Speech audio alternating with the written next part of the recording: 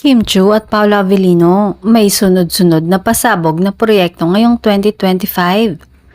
Hindi mapipigilan ng tambalang Kim Chiu at Paolo na kilala bilang Kim Pao dahil sunod-sunod ang kanilang mga proyekto at negosyo ngayong taon. Mula sa pelikula, teleserye hanggang sa negosyo, patuloy nilang pinapasaya ang kanilang fans.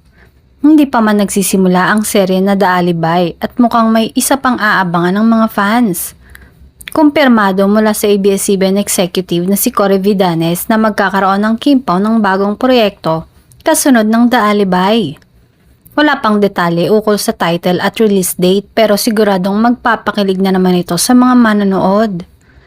Mukhang 2025 ang taon ng Kim Pao dahil hindi lang sila nagdadala ng kilig sa screen, maging off-screen. Walang duda, itong taon ang pinaka-exciting na taon para sa Kim Pao tandem. From real to real ventures, tuloy-tuloy ang kanilang pag-angat.